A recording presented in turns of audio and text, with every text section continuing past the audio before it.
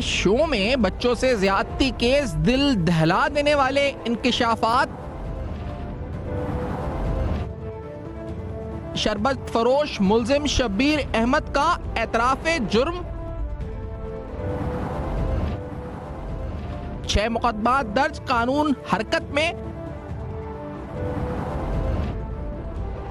दरिंदा सिर्फ मुल्जिम कानून की गिरफ्त में।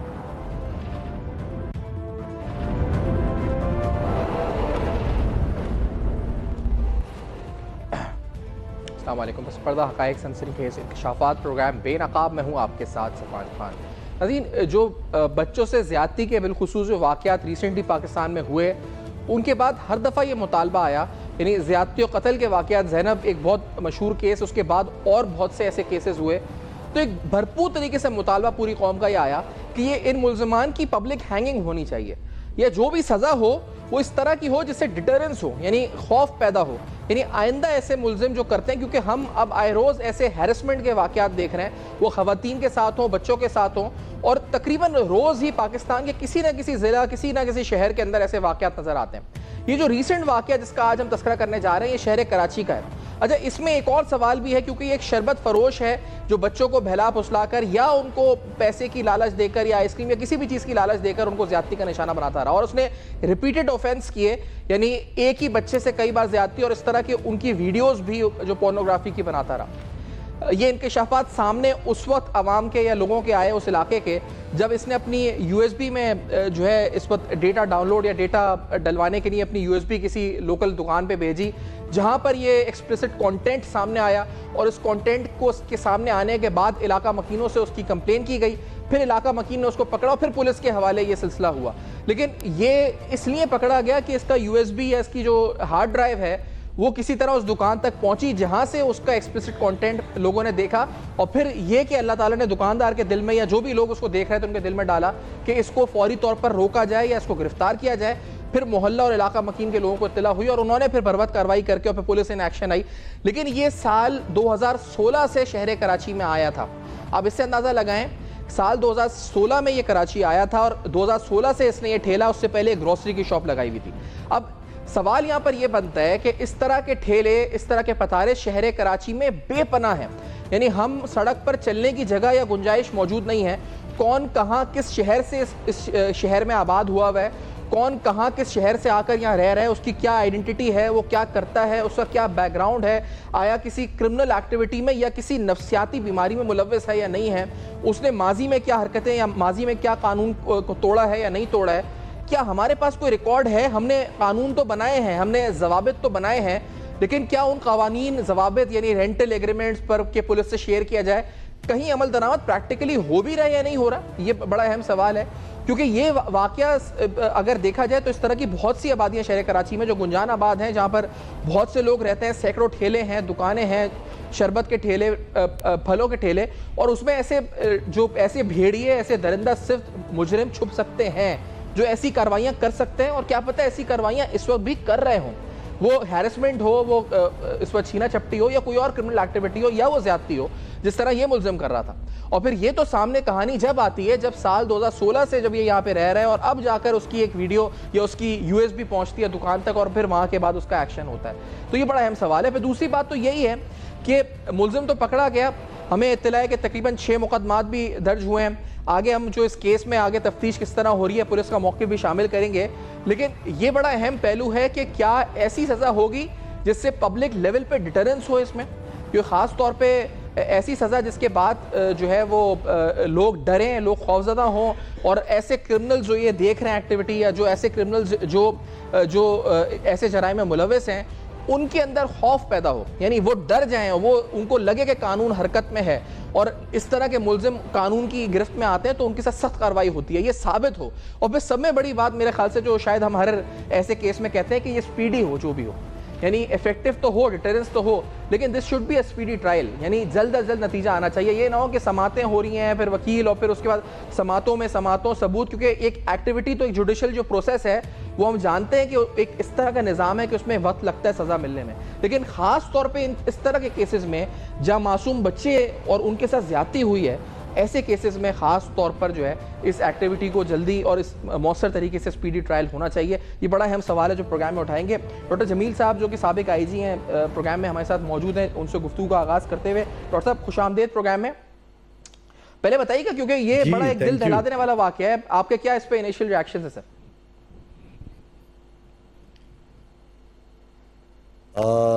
थोड़ा सा कनेक्टिविटी का इशू है। आई डोंट नो आपको मेरी आवाज़ आ रही है? आ रही है सर, आपकी आवाज़ आ रही है, बिल्कुल आ रही है आपकी आवाज़, साफ आ रही है। अब इस पे बंदा क्या कह सकता है कि ये इंतहाई जुल्म है और इंतहाई अफसोसनाक बात है, और ये भी सोचने वाली बात है कि इसने इतने विक्टिम्स को अपना शिकार बनाया है लेकिन किसी को खबर ना हुई। ये तो लकीली एक्सीडेंटली ये इसकी जो है हरकतें मंजर आम पे आईं और पुलिस तक ये खबर पहुंची और ये गिरफ्तार हुआ। अदरवाइज़ तो ना जाने कितने और बच्चे इसके जुल्म का शिकार होते। सही। जमील साहब, क्योंकि आवाज़ आप तक आ रही है तो ये भी फरमाइएगा कि क्योंकि ये जो पर्टिकुलर जिस तरह आपने खुद भी कहा कि इस तरह के कितने और हैं, तो उसके लिए क्या एक अकाउंटेबिलिटी मैकेनिज्म या मैं कहूँ कि सर्विलेंस मैकेनिज्म होना चाहिए कि ऐसे दरिंदा सिर्फ जहनी बीमार या जराइम पेशा अफराद हमारे मोहल्लों गलियों में मौजूद हैं? क्या इसका कोई निज़ाम पहले है? ये तो मुझे पहले ये बताएं कि स्ट्रीट लेवल पे कोई इंटेलिजेंस नेटवर्क्स हैं पुलिस के, या ऐसा होना चाहिए? क्या कानूनी तौर पे कुछ होना चाहिए, कोई दायरा कार? क्या इस बारे में काम हो सकता है?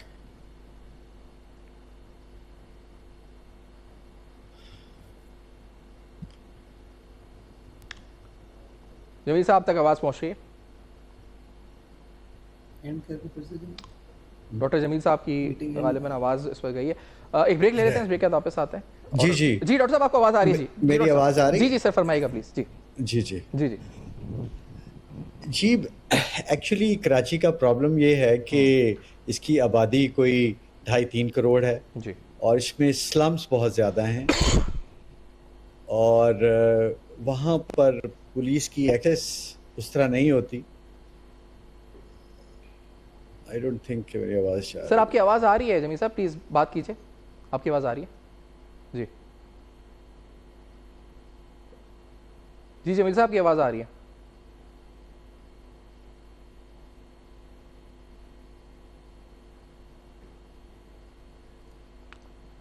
मेरे ख्याल से एक ब्रेक ले लेते हैं, ब्रेक के बाद वापस आते हैं, जमील साहब को रिकनेक्ट करते हैं और पुलिस का मौक़िफ़ भी इस हवाले से, इस केस के हवाले से लेते हैं। एक ब्रेक के बाद मास्टर रहिए।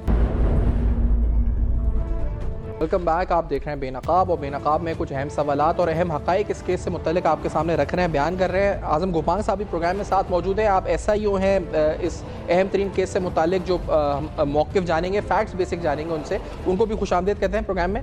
और साबिक IG डॉक्टर जमील साहब भी प्रोग्राम में साथ मौजूद हैं। जी आज़म साहब, आप साथ मौजूद हैं। आज़म साहब, ये फरमाइएगा कि बेसिक फैक्ट्स क्या इस केस के तफसीलात थोड़ी बताइएगा कि क्या है, किस तरह ये गिरफ्तारी हुई, क्या मुल्ज़िम ने इंकशाफात किए? जी अस्सलाम वालेकुम। जी वालेकुम। बिल्कुल, ये एक हमारे पास केस हुआ है, बहुत ही अफसोसनाक वाक़या पेश आया, जिसमें एक मुल्ज़िम है शबीर तनोली, जो कि प्रॉपर अब्ताबाद का रहने वाला है और पिछले 7-8 साल से इधर कराची में रहता था और यहाँ पे कई माह बाद में इसकी रिहाइश थी, जो कि डिफेंस थाने की जरूरत है। यहाँ पे इसने मासूम बच्चियों को जो है, जो गलियों में इधर खेलती हैं या 7 साल से लेके 10-12 साल तक, उनको मुख्तलिफ बच्चों की चीजें देकर उनको 50 रुपए 100 रुपए देकर उनको वर्गला के ले जाता था। फिर उनको जो है टॉफियाँ, चिप्स वगैरह ये देकर उनसे जाके फिर पहले 1-2 तो फिर बच्चों को इसने ऐसे दिखाया और ये वो फिर उनके साथ जाती की। ये काफी अर्सा इसका सिलसिला चलता रहा। फिर ये एकदम ऐसे हो गया कि इससे एक बच्ची जिसके साथ इसने ज्यादती की, वो एक USB ले जाके किसी चोरी करके इसके घर से ले गई और वो USB जाके लगाई, तो कंप्यूटर पे चेक किया तो उसमें ये वीडियोस बनी हुई थी, जो कि फिर इन्होंने पुलिस को इन्फॉर्म किया और फिर पुलिस आके उनको अरेस्ट किया। और मजीद जो विक्टिम है फिर 5, 6, 7 जो है मुख्तलिफ बच्चियों के साथ जो उसने ज्यादती की थी और उनकी वीडियोस बनाई थी, फिर वो भी आके खैर उन्होंने दाखिल कराई। फिर हमने इंट्रोगेशन की तो इसने खुद जो है 100 के करीब इसने इंकशाफ किया है कि मासूम बच्चियों से इसने ज्यादती की है। और इसके बाद फिर हमने इसको प्रॉपर इंट्रोगेशन की, प्रॉपर इसके मेडिकल कराए, डीएनए टेस्ट कराए और इसकी जो है ना बच्चियों के 164 कराए। इसका भी कन्फेक्शन बयान जज के सामने हमने करा दिया है, जो कि जज के सामने इसने अपना कन्फेक्शन बयान दे दिया है कि ये मैंने सब कुछ जो किया है वो कबूल कर दिया इसने। उसके बाद हमारी इन्वेस्टिगेशन सारा सिलसिला वो कंप्लीट करके और ये बड़ी डेवलपमेंट थी कि इसने एतराफ़ कर लिया अपने जुर्म का। लेकिन आप कह रहे हैं कि 100 से ज़्यादा ज्यादतियां हैं और तकरीबन 5-6 विक्टिम्स ऐसे हैं जिन्होंने आके फॉर्मली एफआईआर कर दी है अभी, ऐसी? बिल्कुल, जिसमें से 6 विक्टिम है, जिसमें से 5 बच्चियां हैं और एक उसमें बच्चा है जो कि उस टाइम उसकी 10-12 साल उम्र थी। वो एक बच्चा भी विक्टिम है जो कि लड़का है, उसने भी आके अपना स्टेटमेंट दिया और एफआईआर कटवाई और उसने भी कोर्ट में अपना बयान दे दिया। सही। अच्छा, इसमें एक पहलू ये भी है क्योंकि अगर इसकी वीडियोस भी ये बना रहा था ये जो ये ज्यादतियां थी, तो क्या ये डार्क वेब और फिर जो हम इससे पहले मुल्जिमान को देख चुके हैं कसूर में भी और दीगर भी कि फिर इसका फिर वो पोर्नोग्राफी और इंटरनेट से भी ताल्लुक होता है, तो क्या इस पहलू से कोई तहकीकात अभी हुई है या हो रही है? नहीं, पहले तो हमने इससे वो चीजें देखी कि इसने कोई अपनी वेबसाइट बनाई हो, कोई आईडी बनाई हुई हो या कोई फेसबुक पे या किसी टिकटॉक पे या कोई चीज, तो वो हमें ऐसी कोई आईडी इसकी नहीं मिली जो कि इसने इसको आगे फेसबुक से चलाया हो या कोई और किसी जगह पे इसने शो की हो, वायरल की हो, तो ऐसी कोई हमें एविडेंस इसकी नहीं मिली। सही। अच्छा, और इसने जो एतराफ़ किया आजम साहब, तो ये आपके लिए मतलब बतौर एक तफ्तीश करते हुए हैरान कुन था या वर यू एक्सपेक्टिंग, क्योंकि जो कस्टडी थी कि उस दौरान के ये एतराफ़ जुर्म कर सकता है, क्योंकि मुल्जिमान एतराफ़ जुर्म एक बड़ा डेवलपमेंट है जो उसने किया कल जाके? नहीं, उसको ये काफी अच्छे से कर रहा था और जो कि फिर हमने इन्वेस्टिगेशन के दौरान इसको सारी चीजें क्लियर खुद ही कर दी थी। फिर मजीद भी हमने इसको सारी चीजें उनसे नहायत हिकमत अमली से इससे हमने इंट्रोगेशन की और ये चीजें जो हमने देखी थी तो उसको अभी सारी चीजें इसके सामने थी, तो उस वजह से भी इसने सब कुछ एतराफ किया। और एक बात और, हमने इसमें पीका एक्ट है 22 जो है तो पोर्नोग्राफी और न्यूड पिक्चर्स और पोर्नोग्राफी वीडियो बनाना, वो भी हमने इसमें केस जो है ना वो सेक्शन वो भी लगा दिए हमने। एग्जैक्टली वही मैं पूछना चाह रहा था कि इलेक्ट्रॉनिक क्राइम एक्ट भी आपने इसमें लगा दिया है, तो ये ऐड कर दिया हमने। पीका एक्ट आता है उसमें सेक्शन 22 जो है ना हमने इस पे ऐड कर दिया है। अच्छा, ये थोड़ा आप बता सकते हैं अवामुन नास की, क्योंकि हम ये जानते हैं कि इस तरह के केसेस में बहुत बार मुतालबा हुआ है कि ऐसी सजा हो जिससे डिटरेंस हो, यानी लोगों में खौफ पैदा हो, तो जो शिकें लगाई गई हैं उसमें मैक्सिमम सजाएं क्या हो सकती हैं इस शख्स को? हमने इन्वेस्टिगेशन में अपनी प्रॉपर पूरी तरह प्रोसिक्यूशन इसकी पूरी की हुई है, जिसमें हमने जो विक्टिम है बच्चियां, उनसे हमने 164 कराया मजिस्ट्रेट के सामने। हमने इसकी कन्फेक्शन करवाई है, इसके मेडिकल कराए हैं, इनकी जो मोबाइल फोन और यूएसबी वगैरह वो हमने फॉरेंसिक के लिए आईटी डिपार्टमेंट, टेक्निकल डिपार्टमेंट को भेजी हैं। तो इंशाल्लाह ताला ये सजा से नहीं बच सकेगा और इसको सख्त से सख्त सजा इंशाल्लाह मिलेगी और ये एक मिसाली सजा होगी जो कि इसको मिलनी भी चाहिए। और हमारी इन्वेस्टिगेशन में अल्हम्दुलिल्लाह तकरीबन जो है कंप्लीट करके हमने इसको जेल कस्टडी कराया है। सर बहुत शुक्रिया, आपने वक्त दिया प्रोग्राम में ज्वाइन किया। डॉक्टर जमील साहब, आपने सुना गोपांग साहब ने भी जो SIO है उन्होंने जो कहा, फिर उसमें थोड़ा ऐड करते हुए, क्योंकि आप बता रहे थे उस वक्त कि ऐसे मामलात को रोकने के लिए क्या मौसर हिकमत अमली हो सकती है, उस पर जरा रोशनी डालिएगा डॉक्टर जमील साहब। देखिए, कराची एक बहुत बड़ा शहर है और यहाँ आधी जो कराची की आबादी है वो स्लम्स पे मुश्तमिल है। उनका कोई सही रिकॉर्ड नहीं है, कोई एड्रेसेस नहीं है और जो कंजेशन है आबादी की वो बहुत ज्यादा होती है। और ये शरबत फरोश जैसे ये शख्स शबीर था मुल्जिम जो है जी, इसको बच्चे जाते होंगे, उसके अलावा भी ये उनको मुख्तलिफ किस्म के छोटे मोटे दे और उनको बरगला के ले जाता था। एक्चुअली जब तक ये सब खत्म नहीं होंगे, जब तक हम स्ट्रीमलाइन नहीं होंगे, जब तक कराची शहर में कैमरा सेफ सिटी प्रोजेक्ट बनेगा, जब तक वालिदैन अपने बच्चों पे नजर नहीं रखेंगे, जब तक वो इस बारे में वरी नहीं करेंगे कि बच्चे अगर घर से बाहर गए हैं तो कहाँ गए हैं, अनअकम्पनीड गए हैं, मतलब कोई इसमें मैं समझता हूँ वालिदैन की बड़ी जिम्मेदारी है और इसमें मुझे वालिदैन की नेग्लिजेंस नजर आ रही है कि कम उम्र बच्चे और इवन बच्चियां वो घर से चले जाते हैं, उनसे क्वेश्चन करने वाला नहीं, वो कई घंटे बाहर रहते हैं और प्रॉब्लली वापसी में भी उनसे कोई अच्छी तरह नहीं पूछता कि तुम कहाँ थे, तुम्हारे ऊपर क्या बीत रही थी। ये तो मैं समझता हूँ एक लकी ब्रेक हुआ है कि वो यूएसपी जो है वो सामने आ गई और उसमें इसकी बनाई हुई वीडियोस जो शायद अल्लाह ताला ने इससे इसीलिए बनवाई थी कि इसके जो ये घटिया करतूत हैं वो बेनकाब हों। अगर ऐसा ना होता तो जाने यार कितने बच्चों को विक्टिम बना चुका होता। तो मैं समझता हूं कि इसमें वालिदैन की जो हमसाए हैं, उनकी जो भी उस इलाके में लोग रहते हैं, जो ये देख रहे होंगे कि एक बच्चा एक शरबत फरोश के साथ जा रहा है, कोई उसको क्वेश्चन नहीं कर रहा, जाहिर है वो उसको किसी महफूज मकाम पे अपनी तरफ से लेके जाता होगा और वहां उसके साथ ज्यादती करता होगा। ये बड़ी हैरान बात है कि ज्यादा विक्टिम है और किसी भी केस में ये रंगे हाथों नहीं पकड़ा गया।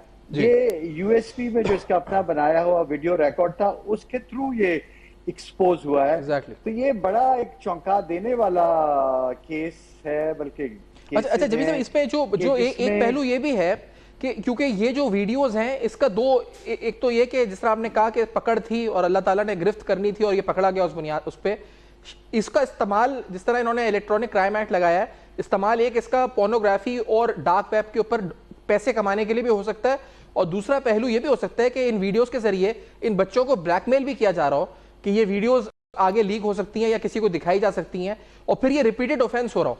तो ये वीडियोस का मकसद यही समझ में आता है या आप कोई और पहलू भी समझते हैं कि हो सकता है? जी, आपने जो पॉसिबल यूजेस इन वीडियो क्लिप्स के हो सकते हैं आपने बड़ी अच्छी तरह डिस्क्राइब कर दी हैं, यही पॉसिबिलिटी है। मेरा ख्याल है ये आजम ज्यादा बेहतर बता सकते हैं कि ये शायद जैसे आजम ने बताया कि किसी भी सोशल मीडिया ऐप पे कोई इनमें से जो वीडियोस रिकवर हुई हैं अपलोड नहीं हुई। तो होपफुली इसका ऐसा इरादा नहीं था या अभी तक इसने इस बारे में डिसीजन नहीं किया था। ये इन्वेस्टिगेटर्स बेहतर बता सकते हैं कि इसका जो अपना फोन है या अगर कोई लैपटॉप है तो उस पर कौन कौन सी एप्स हैं, इसके सोशल मीडिया की किन वेबसाइट्स पे इसके अकाउंट हैं, किस पे इसकी एक्टिविटी है।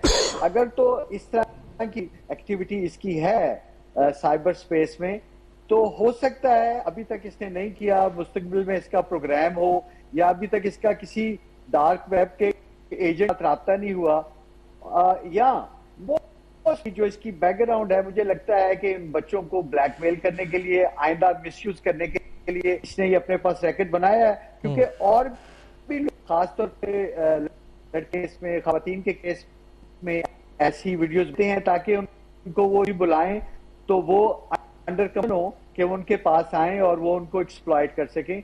बाज़ का वो उनसे पैसे लेने के लिए, वैल्यूबल्स लेने के लिए, घर में जो वालदा का जेवर है या और वैल्यूबल्स हैं वो लेने के लिए भी इस्तेमाल करते हैं जी। अब इस शख्स क्या इरादे थे ये इन्वेस्टिगेटर हमें बेहतर बता सकते हैं। अगर इसने कोई इंकशाफ हो, इन्होंने अच्छी इन्वेस्टिगेशन की है, तमाम रेलेवेंट सेक्शंस ऑफ लॉ का। एक चीज मैं ये पूछना चाह रहा था कि इन्होंने इलेक्ट्रॉनिक क्राइम एक्ट लगाई है, जो मैंने उनसे भी पूछा था, क्या इसकी जो सजा इसमें जो ज्यादा से ज्यादा क्या है मुमकिनात में?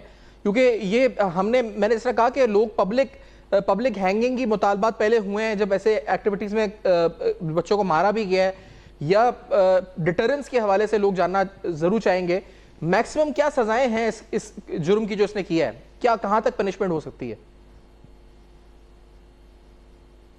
देखें, ये पीका एक्ट के तहत तो साल तक की कैद की सजा सही है। डिस्क्रेशन कोर्ट की होती है कि वो मैक्सिमम पनिशमेंट देती है या मिनिमम देती है, ये सोली डिस्क्रेशन अदालत की होती है। ये जो बच्चों के साथ जो ज्यादती हुई है, 100 बच्चे हैं जिनमें से 6 ने तो एप्लीकेशन भी दे दिया कि हुई है ज्यादती और रिपीटेड ऑफेंस हुए हैं, तो उनके उस पर क्या सजा हो सकती है मुमकिनात में? उस पर भी इम्प्रिजनमेंट भी है, मेरे ख्याल लाइफ इम्प्रिजनमेंट भी इसको हो सकती है अगर सारे सबूत हैं और प्रोसिक्यूटर जो है, पुलिस जो है, वो कोर्ट को ये कन्विंस कर लेती है कि इसने ये सब कुछ किया है। वैसे तो उसकी 164 की स्टेटमेंट भी है जो कि मैजिस्ट्रेट के सामने, जो कि एक अदालत है, उसकी रिकॉर्ड हुई है, आजम ये बता रहे थे। तो कोर्ट चाहिए कि मैक्सिमम पनिशमेंट दे, लेकिन जो बात है कि पब्लिक हैंगिंग वगैरह, उसकी मैं समझता हूँ कानून में कोई गुंजाइश नहीं है पब्लिक हैंगिंग की, अनलेस के कोई लॉ में अमेंडमेंट पार्लियामेंट करे और ऐसे केसेस में ये गुंजाइश निकाली जाए। बट आपको पता है कि इंटरनेशनली भी हाँ, वो ह्यूमन राइट्स और ये सब पहलू आ जाते हैं हैंगिंग को तो बिल्कुल ही जी जी वो एग्जैक्टली वो तो उसकी जो जिस ख्वाहिश का आपने इजहार किया है वो फिलहाल मेरा नहीं ख्याल ऐसा हो सकता। अच्छा, ये बताएं सर, क्योंकि हमने एक नहीं और पे दर पे आजकल वाकयात ऐसे देखे जा रहे हैं जो हैरेसमेंट के हैं। पब्लिक प्लेसेस में खवातीन के साथ मोटरसाइकिल पे आते हुए हैरेसमेंट हो रही है, या उनको फिजिकली हैरेस किया जा रहा है या वर्बली हैरेस किया जा रहा है। तो ये वाकयात भी बहुत ज्यादा इजाफा हो रहा है, और ये छोटी छोटी गलियों में और मुख्तलिफ इलाकों में जहां पर आबादी ज्यादा या रश ज्यादा वहां हो रहा है। तो इसको मजमूई तौर पे किस तरह से हमें डील करना है as a society, as law enforcement, क्या करना है इस सिलसिले में? देखिए, जो वीडियो क्लिप देखिए सोशल मीडिया पे जी, उसमें नॉर्मली बहुत ज्यादा रश वाली जगहों पे नहीं होता, थोड़ा सुनसान गलियों में ऐसा होता है जहाँ कोई लड़की अकेली या दो खवातीन जा रही होती हैं, मोटरसाइकिल पे कोई पीछे से आता है, उनको मोलेस्ट करता है, टच करता है, या अगर अपोजिट साइड से आ रहे हो उनके upper part of the body को वो टच करता है, मोलेस्ट करता है, मोटरसाइकिल पर वो वहां से भाग जाते हैं। तो जो रश वाली जगह होती है वहां पर भी ऐसे वाकये हैं, लेकिन वो रश का फायदा उठाते हैं। वो बेसिकली एक सिक माइंड होता है कि वो टच करके कोई अपनी ग्रेटिफिकेशन करना चाहते हैं, जो मैं नहीं समझती इतने रश में किसी फीमेल को से हो सकती है। ये सिर्फ एक सिकनेस है जहन की, एक माइंड की, कि वो सिंपली एक औरत को टच करके आई डोंट नो अपनी कौन सी हसरत पूरा करना चाहते हैं। अक्सर फिर खवातीन भी खामोश रहती हैं कि इतना पब्लिक में वो इजहार नहीं कर सकती। ये तो देखें, जहां जहां कैमरा है, जहां पे ये चीजें रिकॉर्ड हुई हैं, वहां पर सूनर और लेटर पुलिस उस वीडियो की मदद से उस बंदे की आइडेंटिटी मालूम करके और उस तक पहुंच ही जाती है। तो इन सब चीजों का इलाज यही है कि कराची में जो सी का प्रोजेक्ट है वो जल्द से जल्द कम हो और तमाम इलाकों में कैमरास हों, लोगों को भी पता हो कि उनको कैमरे की लेकिन ये बताएं, ये पहलू कितना जरूरी है कि कोई डेटाबेस हो। जैसे ये 2016 में कराची आया किसी और शहर से, यहाँ आया, यहाँ आके इसने अपने कारोबार या जरिए माश किसी ग्रोसरी शॉप से शुरू किया, फिर शरबत की दुकान पे आ गया।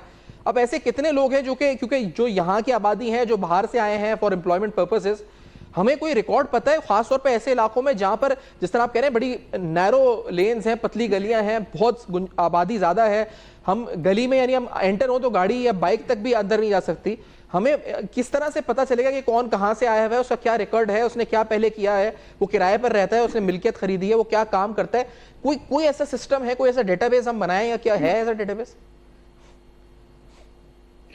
ये आपका बड़ा ही पर्टिनेंट क्वेश्चन है और ये ही वीक एरिया है।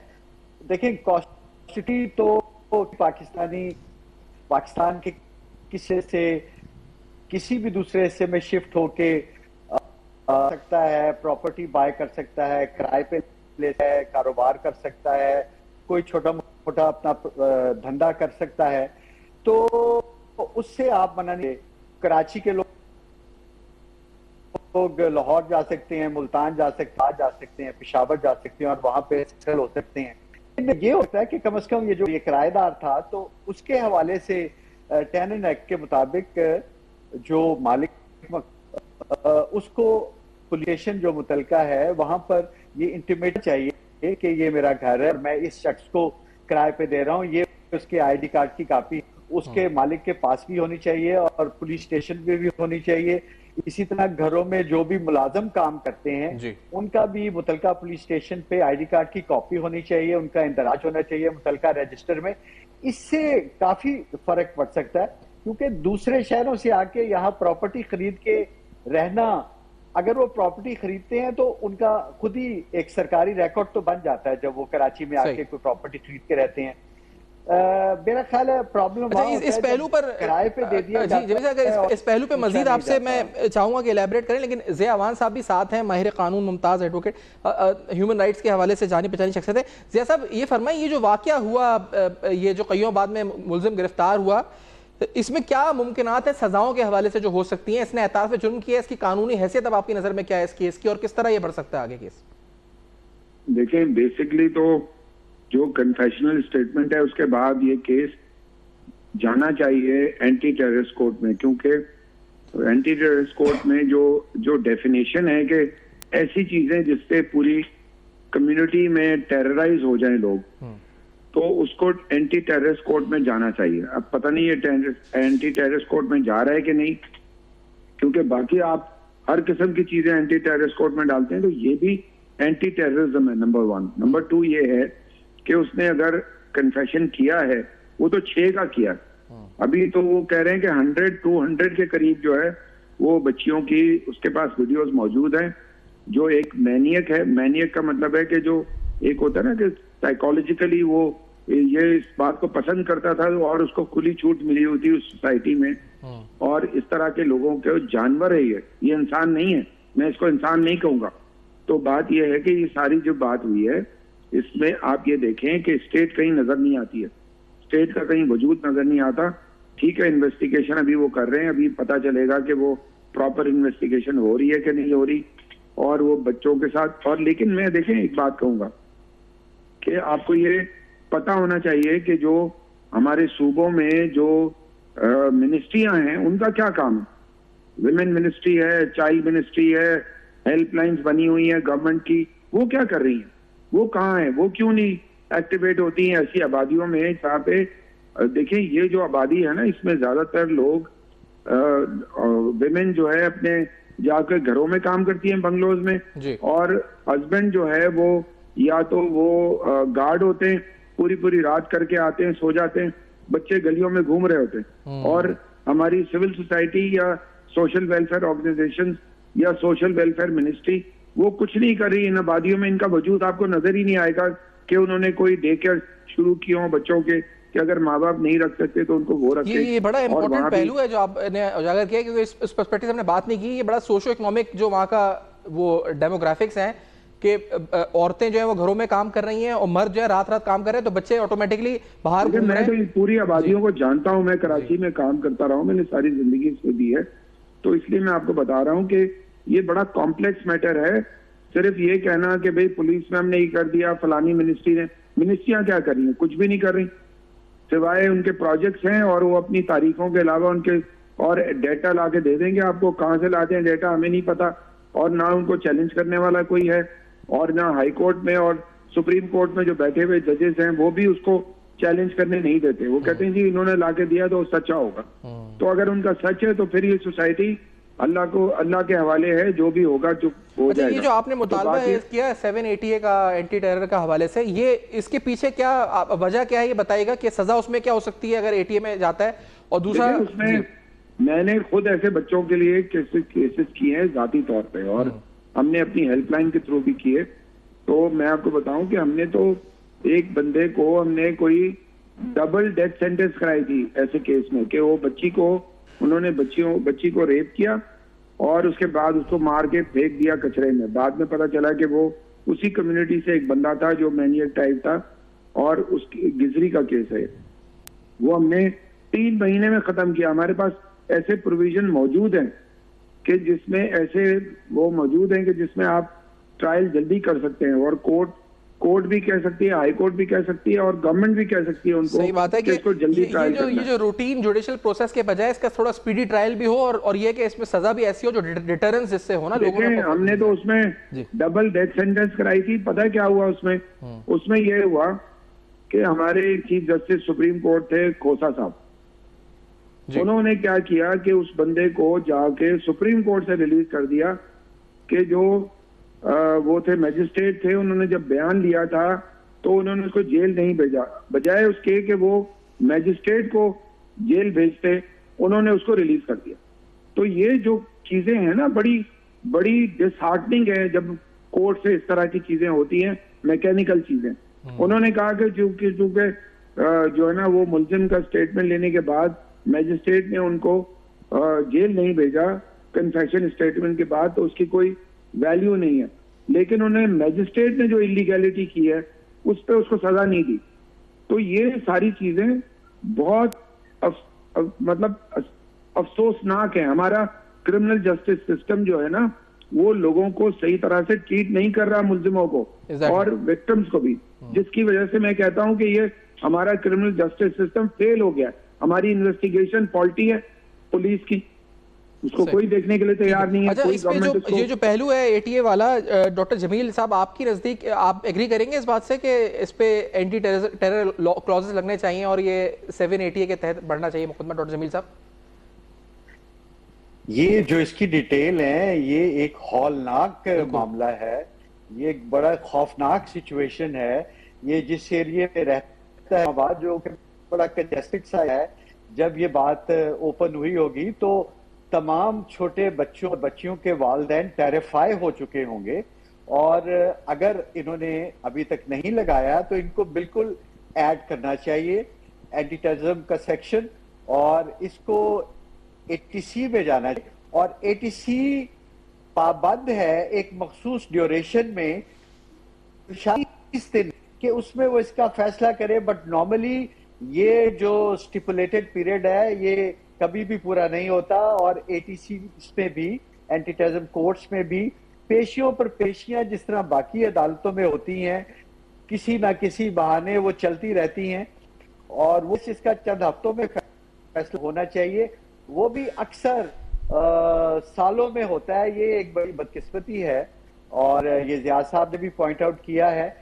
तो चलें इसको एक मॉडल केस बना लें और इसके जो कल एक और कराची के इलाके में वाकया हुआ है जब 6 या 7 साल के बच्चे की लाश मिली है और वो भी कचरे के ढेर से मिली है, वो भी इसी तरह गायब हुआ, एक से 1.5-2 दिन बाद मिला, उसके वालिदैन भी दुहाई दे रहे। तो बड़ा जरूरी जो आपने मॉडल केस का लफ्ज कहा ना कि इसको मॉडल केस बनना चाहिए ताकि ऐसे वाकयात रुक सकें। अभी ये हुआ, उसके अगले दिन दूसरा आ गया, तो शायद रोज हो रहा है और इस वक्त भी हम जब बात करें तो ये क्राइम हो रहा हो जब तक कोई डिटरेंस ना हो इसमें। जी बिल्कुल बिल्कुल। ये वाहिद तो एक सिख आदमी नहीं है जो ये कर रहा है। 2-2.5 करोड़ की आबादी के शहर में जाने ऐसे सिख माइंड वाले कितने लोग होंगे। और काज जैसी लोकेलिटी में और जहां पे जैसे ज़िया साहब ने कहा कि बाप सारी रात चौकीदारी करके दिन को सोता है और माँ दिन घरों में किसी के काम कर रही है, कोई सुपरवाइज करने वाला ही नहीं बच्चों को।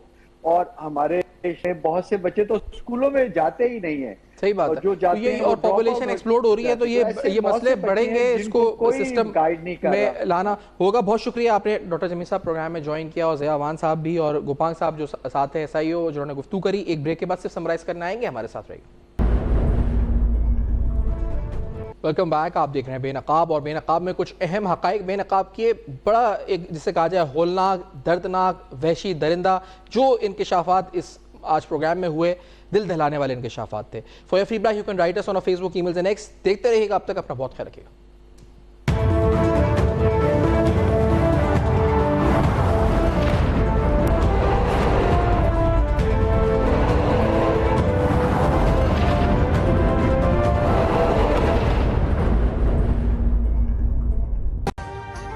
अभी सब्सक्राइब करें ताकि कोई खबर रह न जाए।